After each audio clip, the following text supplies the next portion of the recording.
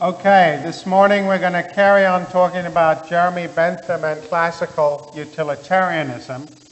And I'm going to begin by making a few points about the measurement of utility, which we bumped into in a glancing kind of way last time, but we're going to dig into it a little bit. And then we're going to move from that into talking about utility and distribution in classical utilitarianism, how we should think about the measurement of utility across the whole society and what implications Bentham's argument has for that. And I think you'll start to see why classical utilitarianism became such an ideologically powerful doctrine in the 18th and 19th centuries. So just briefly to recap, we talked last time about Bentham's principle being maximize the greatest happiness of the greatest number. The idea being that if you think of, in this case, a very simple two-person society, and you think of that as the status quo, A has that much utility, B has that much utility, anything on this side of the status quo would be an improvement for society. The greatest happiness of the greatest number will have been increased. Now, that's all very abstract, and by way of trying to make it somewhat more concrete, let's notice two features of utility measurement. The first, as I said to you last time, as far as Bentham is concerned, this is a doctrine of what I call objective egoism, that people are self-interested and behave self-interestedly, but that we can figure out what's likely to motivate them regardless of their own interpretation of their actions or behavior. We have our interpretation. Remember, Bentham says the rare case, as with the physiology of the human body, so with the anatomy and physiology of the human mind, it's the rare case that you get it right about yourself.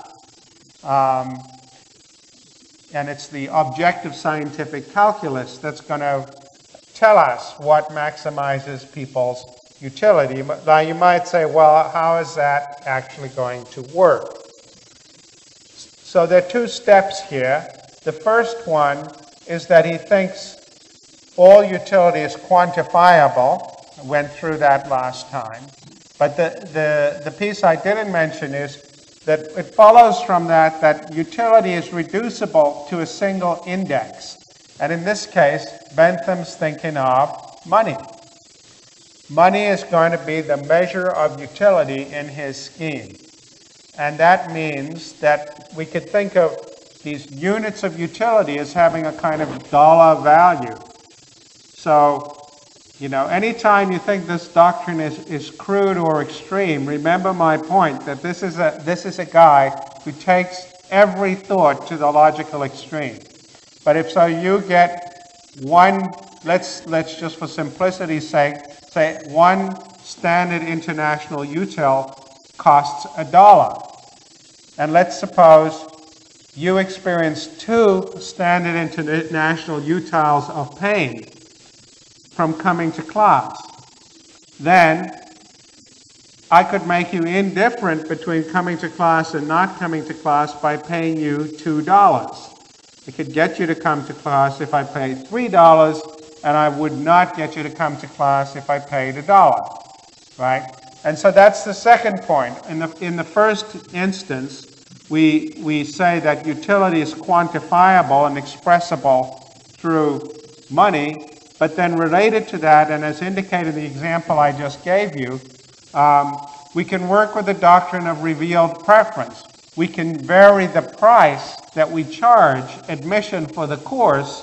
So let's say we charge, let's imagine there are three of you, and one of you experiences 2 utils of pain for coming to class, one experiences 3 utils of pain, and one experiences 2 utils of pleasure. There's one perverse student in the audience who actually likes coming to the class. So then we would find that if we paid $1 one of you would come. If we increased it to 250, two of you would come. And so we could vary the price to get information about your utility. And we could even influence your behavior without actually changing your preferences. And that's a very important distinction to make. So your preference to come or not, to your enjoyment from coming or not coming to class wouldn't change, but your behavior would change if we varied the price. Okay, so that we can influence your behavior by manipulating the incentives without regard to what your underlying preferences are, and we can allow them actually to stay the same. You'd rather be at home asleep, but if the price is high enough, you'll come anyway. Okay, so that's all well and good at the level of thinking about one individual's behavior. But what about thinking about society in a more general terms?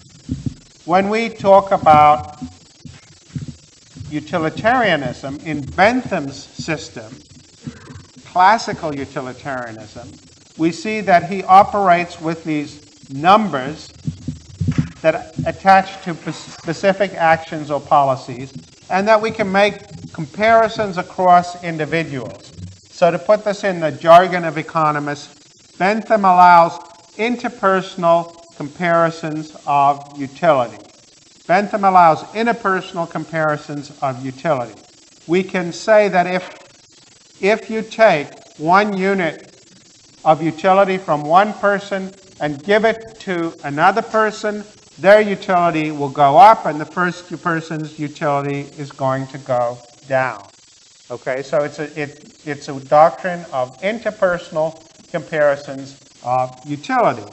And for those of you who are mathematicians here, it might also be worth noting that Bentham operates with cardinal scales. These are additive things. You can actually think about these as sort of lumps of pleasure or pain experience that are moved around across people and can be added and subtracted. And so I put up just here to sort of, so you can think your way through this doctrine. If you imagine a status quo of a perfectly egalitarian world in which each person has 6 units of utility, you can start asking yourself, well, let's imagine if we could redistribute things. What would that mean as far as Bentham's doctrine is concerned?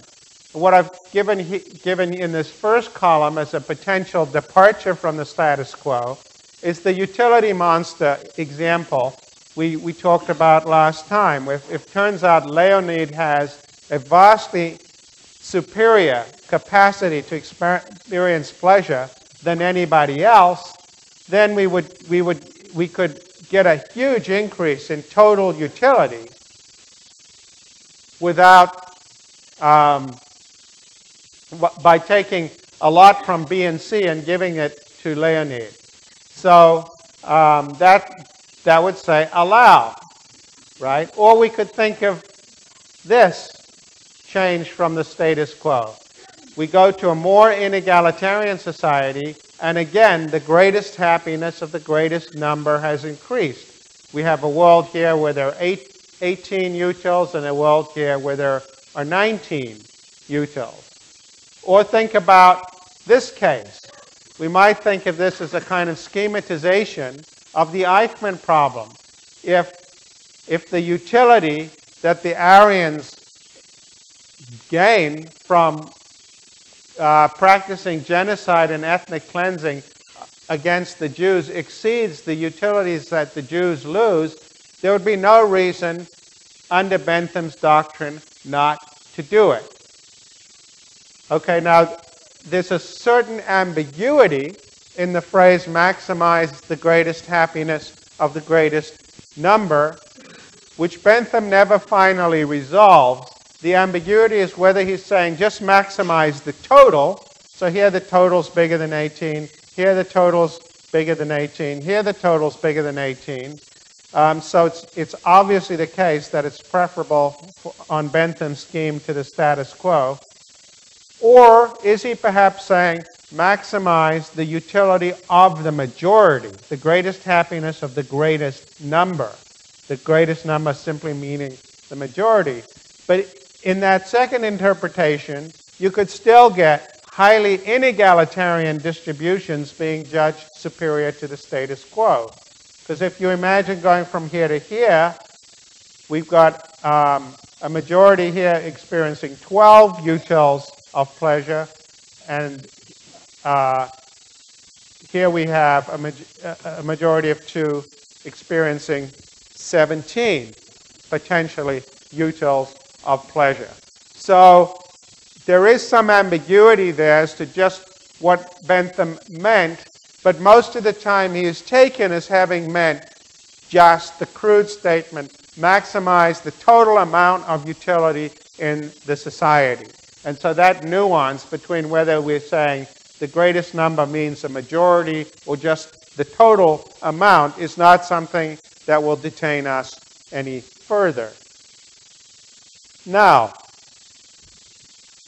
you could say, okay, so far so good, but isn't all of this a little counterintuitive? After all, if you compare, let's focus on the difference between the status quo and distribution 4 here. These people might be on the verge of starvation. Surely giving them a unit of utility is going to be much more enhancing to their happiness than giving A a unit of utility. Anyone know what the principle behind that idea is? Anyone want to take? How many of you have done Econ 101, the first Econ course? Yeah. So what is the principle that would tell you? What is the principle that would tell you if you have no food and I give you a loaf of bread, your utility goes up a lot more than if I have 10 loaves of bread and I give you a loaf of bread? Somebody? Okay. Diminishing marginal utility? Diminishing marginal utility. The principle of diminishing marginal utility of all good things. And this is the idea, just encapsulated, to make it a little bit more dramatic. If you don't have a car and somebody gives you a Porsche Turbo, your utility is going to go up a huge amount, right? But if you already have a Porsche Turbo and somebody gives you a second one, you're going to get less new utility from the second Porsche than you had from the first. And if somebody gives you a third one, you're going to have less utility, less new utility from the third one that you had from the second. It's not that you won't get any new, but you'll get less. And the principle of diminishing marginal utility says that this line will get flatter and flatter and flatter toward infinity. You'll always get more utility from a new increment of the same good, but it'll be less new utility than you got from the previous increment of that same good. Okay, that's the concept of diminishing marginal utility. The new utility you get diminishes at the margin. Each new Porsche is less valuable to you than the previous Porsche. Now, is that plausible?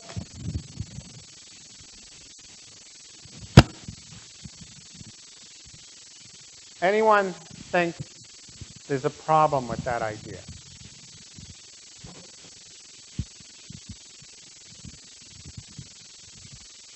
Yeah.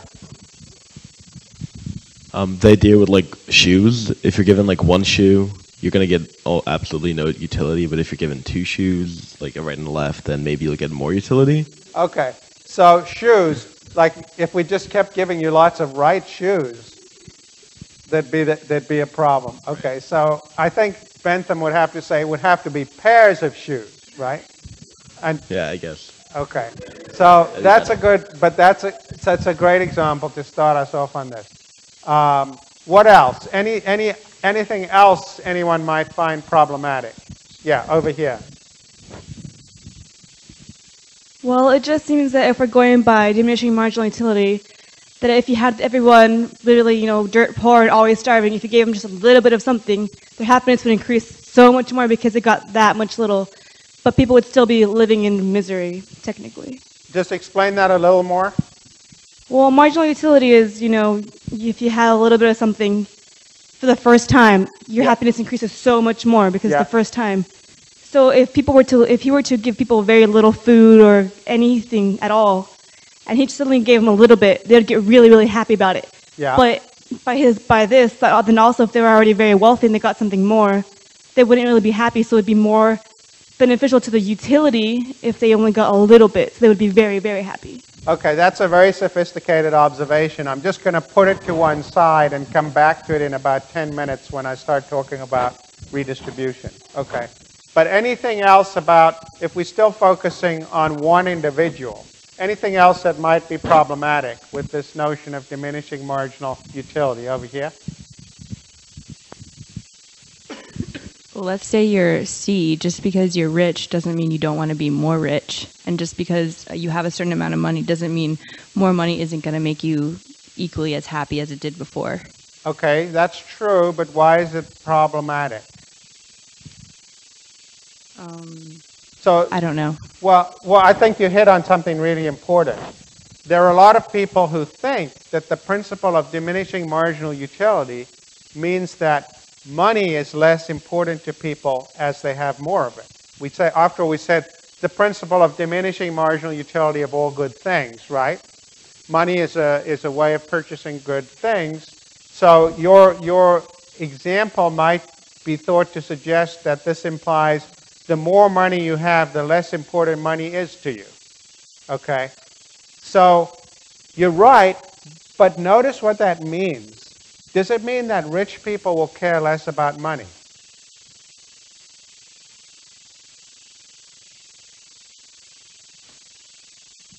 It's a tricky question, because the first impulse is to say, yes, they'll care less about money. But the answer is no. Why is the answer no? Yeah. Exactly. They need more money to get the same amount of happiness, precisely because of the principle of diminishing marginal utility. So you got it exactly right to see that money creates some problematic examples for the principle of diminishing marginal utility. But the thing that follows from it is that for Donald Trump to get more utility, you have to give him a huge amount of new money just for him to get the same amount of new utility as somebody who only has $10,000, right? So the way to think about the desire for money, it's a bit like sort of a heroin addict needs more and more and more new heroin to get the same hit, right? So the more money you have, actually the more money you will want in order to get the next marginal increment of utility. So we should expect rich people to be greedy by this theory, not to become more and more indifferent to money.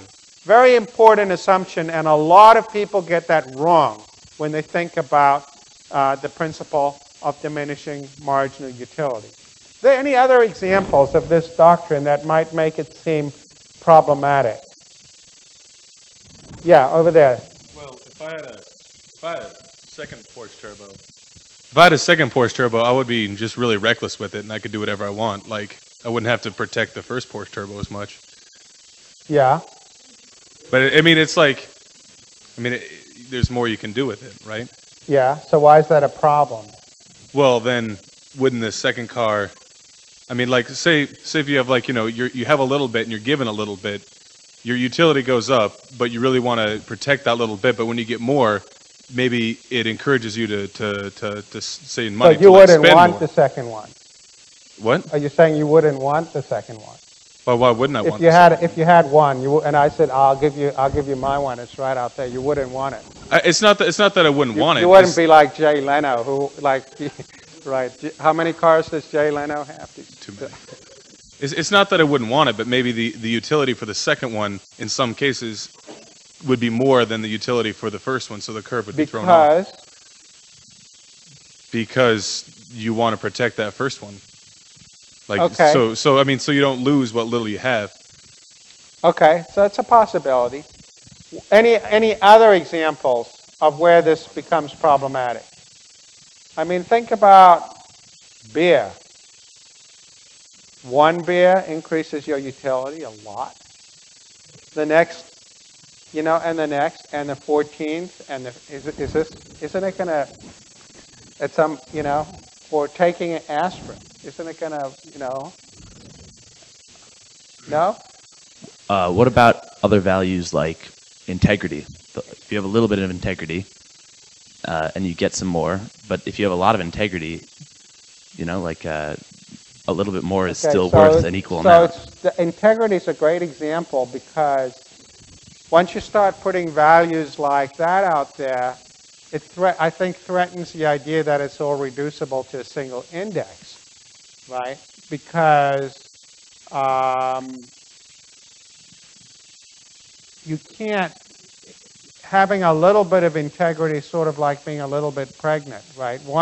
Once Elliot Spitz's integrity is blown, it's not like there's some, it's a binary good. You either have it or you don't, right? People think he's either a hypocrite or he's not. It's a binary thing. Maybe some people are somewhat hypocritical, but it seems like there's a threshold there, and one side of it or the other. And so there might be some goods like integrity that are not easily capturable in this logic. We should put that out there. But yeah, over here.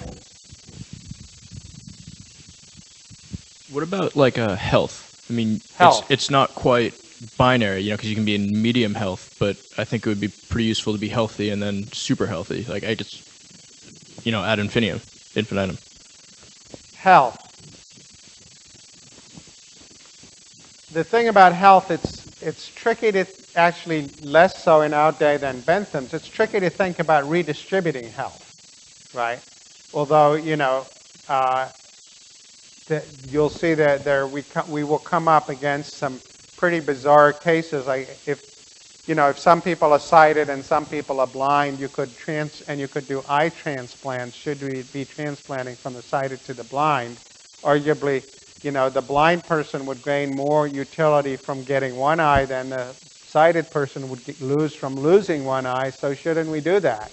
So that can be also give you some ways of proceeding that would make you queasy, right? If you allow the principle of diminishing marginal utility. What about the examples I threw out there, beer and aspirin? They're a bit like the sort of left shoe examples, right? I don't think those are actually deep problems for Bentham's theory, because I think what he would say is, well, you drink beer, at some point you would sell the beer rather than make yourself paralytically drunk and feel terrible. You'd sell the beer and use that to buy some other good that would give you increasing utility at a diminishing marginal rate. So the main thing is the fungibility of utility in it and its expressibility in terms of money. Although, as was pointed out here, when we think about the diminishing marginal utility even of money, we shouldn't think that makes you care less about money the richer you get. Rather, it will make you care more about money the richer that you get. Okay. Now, here's a historical statement about the principle of diminishing marginal utility. Every serious economist since the 18th century has assumed that the principle of diminishing marginal utility is true, including Jeremy Bentham. You can't do economics without assuming that the principle of diminishing marginal utility is true. And I think if you threw out some of these problematic instances, like integrity, I think that what Bentham would have said, or what any economist would have said, well, yes, there are some things that are not capturable easily, or easily captured by this idea. But if you want to get it right, if you want to see how people are going to behave, if you want to get it right, it's a better assumption than any of the competing assumptions you could make. It's going to get you closer to the truth more of the time than not assuming the principle of diminishing marginal utility is true. So Bentham would have probably said that, I think, if questioned or if somebody had probed with some of these counter-examples. So it's the best assumption you can make, given that you've got to assume something.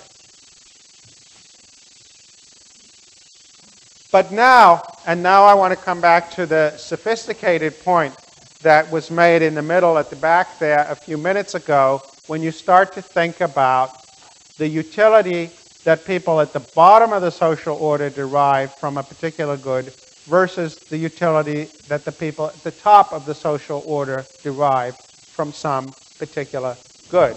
Because in Bentham's scheme, remember, we are allowing comparisons across individuals. Let's suppose a two-person society again, and let's suppose it consists of Donald Trump, or it can be a multi-person society, but we're just going to focus on two. Donald Trump and a homeless woman living out of a left luggage locker in Grand Central Station. Actually, there are no lockers at Grand Central, but there are at Penn Station, okay?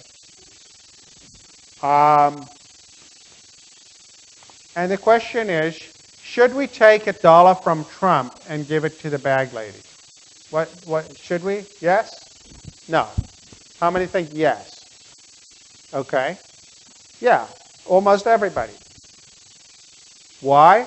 Because by assumption of the principle of diminishing marginal utility, we take the $1 from Trump up there, his loss of utility is negligible, but we give it to the woman who's starving down here, and her gain in utility is enormous from that $1, right? So we should take the $1 from Trump. Let's assume there's no deadweight loss to the government and all of that for right now. We'll just keep it simple. We should take that $1 from Trump and we should give it to the bag lady. And the greatest happiness of the greatest number will have increased, right? But then maybe we should take another $1. Shouldn't we? I mean, it worked the first time. So we should take a second $1 from Trump and give it to the bag lady. And a third $1.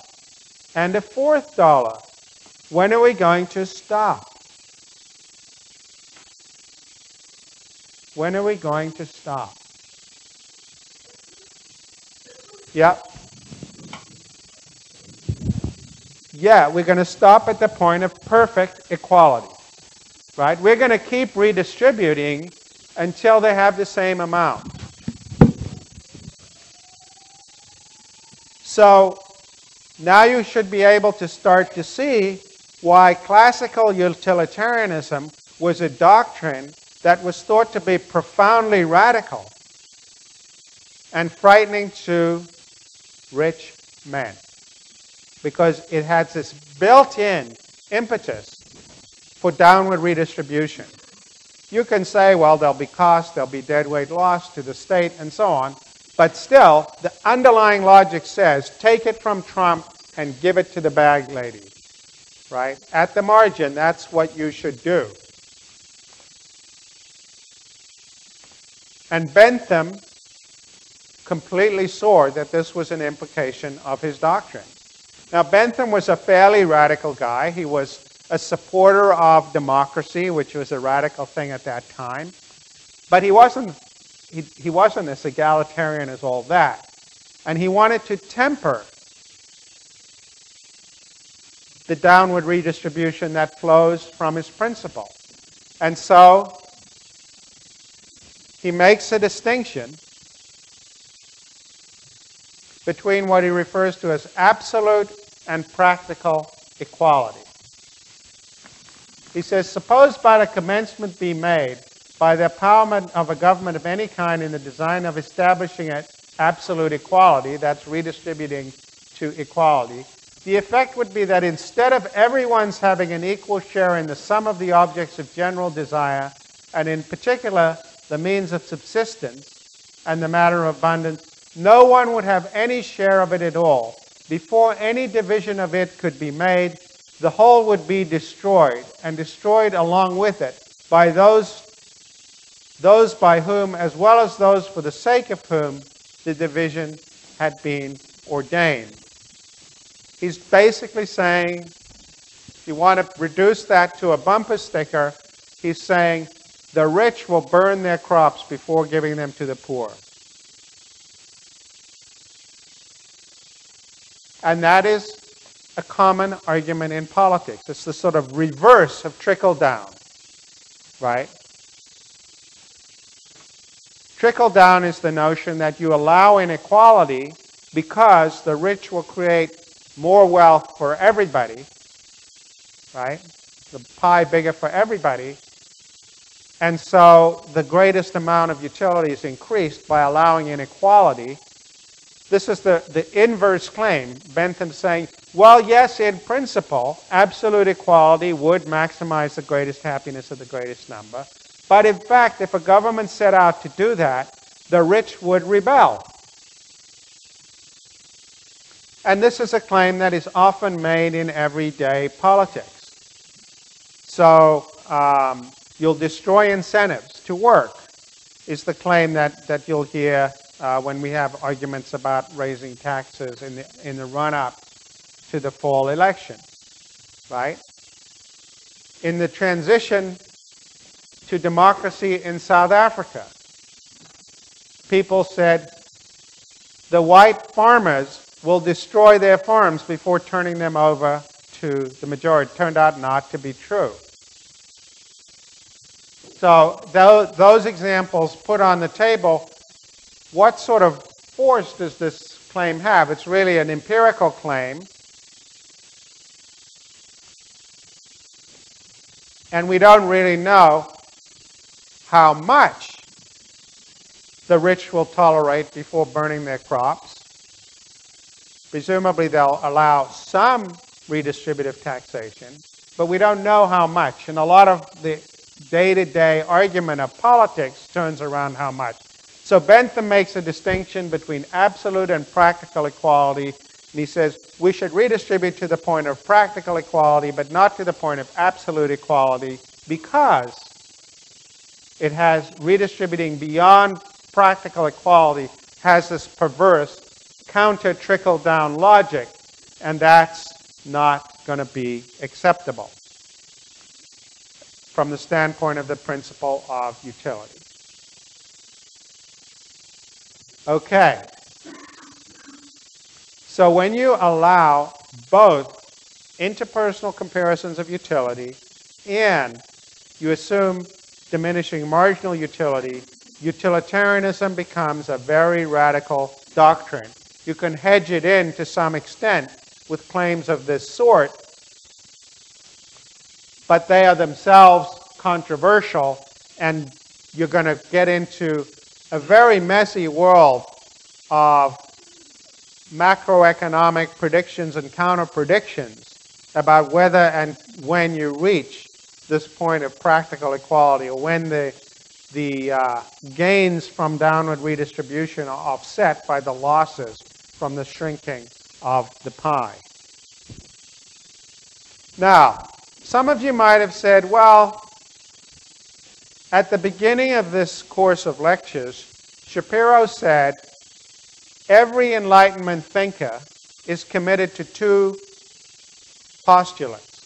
One is that we can have a scientific theory of politics, and the other is that individual freedom, operationalized as a doctrine of rights, is the most important good. Now, having sat through these lectures on Bentham, I can see what he's saying about science. You know, Bentham has this monomaniacal view of science, He's got his objective egoism. He can figure it all out, what will maximize social utility. He can run around the world writing constitutions for people, can devise a whole public policy that's going to scientifically maximize the utility of society. But you know, I'm not seeing a whole lot of room for rights in this doctrine. It seems to allow ethnic cleansing, even genocide. It seems to allow redistribution from one person to another, all justified on the grounds that this is maximizing the total utility of society. Well, even if it is, how does this respect individual rights? Am I just wrong? If there's some elementary thing I've missed here? There's not much room for rights in Bentham's doctrine. So I'm just wrong that these Enlightenment thinkers were committed to individual rights. It would be a reasonable inference from what I've said so far. But remember,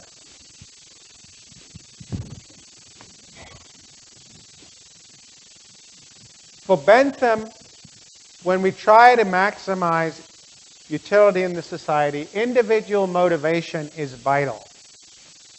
This is a passage I read to you last week, but I'm just repeating it. The greatest enemies of public peace are the selfish and dissocial passions, necessary as they are. Society is held together only by the sacrifices that men can be induced to make of the gratifications they demand. To obtain these sacrifices is the greatest difficulty, the greatest task of government. He's saying you have to work with individual motivations. You can't ignore them. And I think that is the point that's behind his distinction between absolute and practical equality. The rich will burn their crops before giving them to the poor. You have to take that into account. You have to see individuals as the basic generators of utility. In another piece of Bentham's writing, which I didn't have you read, but I'll just put it out there because it's where you start to see our old friend, the workmanship ideal, creeping by the back door into utilitarianism. Bentham says, law does not say to man, work and I will reward you, but it says, labor, and by stopping the hand that would take them from you, I will ensure you the fruits of your labor. It's natural and sufficient reward without me you cannot preserve. If industry creates, it is law which preserves. If at the first we owe everything to labor, at the second and every succeeding moment, we owe everything to law. So another way of thinking about this is that Bentham's idea of the state is essentially regulatory. It stays the hand of somebody else who would steal your goods, but the government cannot itself create utility. Labor creates utility. And this is why I say that workmanship, that idea that we first confronted when we talked about Locke, comes into utilitarianism by the back door. Because Bentham's going to say, unless you respect individual rights, you're not going to be able to maximize utility for the society as a whole. So the state is basically a regulative state, not a state that's actively involved in creating utility for individuals. It will do some redistribution to the point of practical equality, but the basic idea is that the state should be hands-off with respect to the utility creation in the society. It's industry that creates utility, labor, work. So incentives are going to be important going forward if you're going to maximize utility. So that's the way in which we see that even a classical utilitarian like Bentham is going to resist dispensing with the doctrine of individual rights. Now, there's a problem, though, with his mode of doing this. And the problem arises because the claim that the rich will burn their crops before giving them to the poor might not be true. And even if we get to less extreme circumstances like South Africa before and after the transition, when we look at actual debates in contemporary politics in the United States, this is what we see. Ronald Reagan comes in and says, if we cut taxes, this is in 1980, if we cut taxes, the pie will get bigger for all, and there'll be actually more revenue.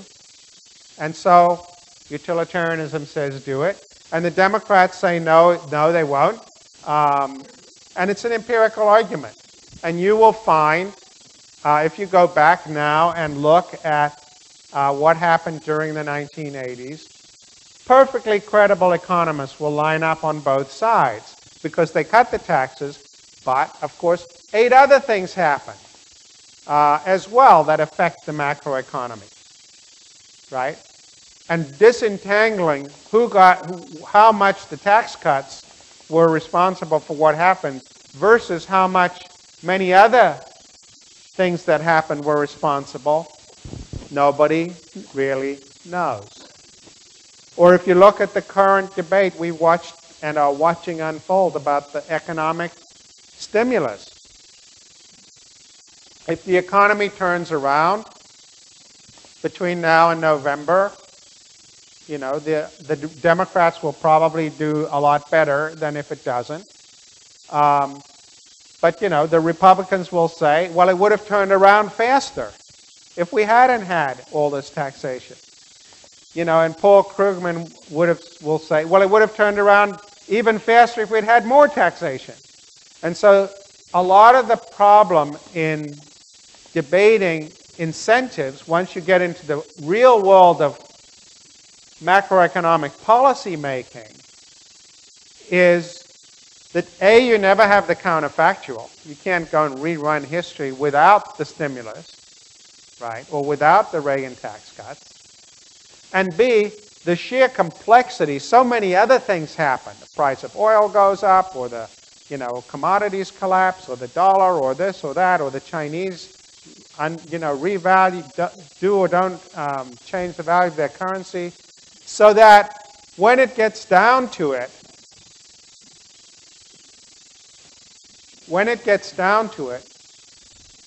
you're never going to get a definitive answer to the question, what is the point of practical equality? When have we passed the point of practical equality, to use Bentham's terminology? Are we close to it? Have we gone by it? Are we nowhere near it? You know, there have been periods in our history when we've had top marginal tax rates of 90%.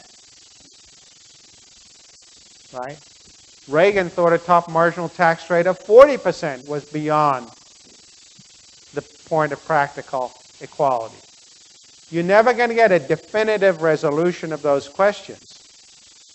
But if we think back to what the aspiration of the early Enlightenment was, it was certainty. To use the example, remember I read you from Hobbes' 6 professors of his epistle dedicatory to the 6 professors of mathematics. He said, for the things we don't make, we can't know, we can only guess about the causes. Right? Well, here we're guessing about the causes. We don't really know. And there will be, the people who want either policy will be able to find a plausible set of experts to defend their view. So you get into this very messy world of macroeconomic prediction if you want to put some limits on the radical edge of classical utilitarianism. And as a matter of history, that's not how it went. as a matter of history, how it went was to rethink the analytical structure of utilitarianism in a way that completely defanged its radical redistributive edge without any reference to these messy macroeconomic considerations. And just how that happened in the transition from classical to what we're going to call neoclassical utilitarianism is the subject with which I will begin on Wednesday. See you then.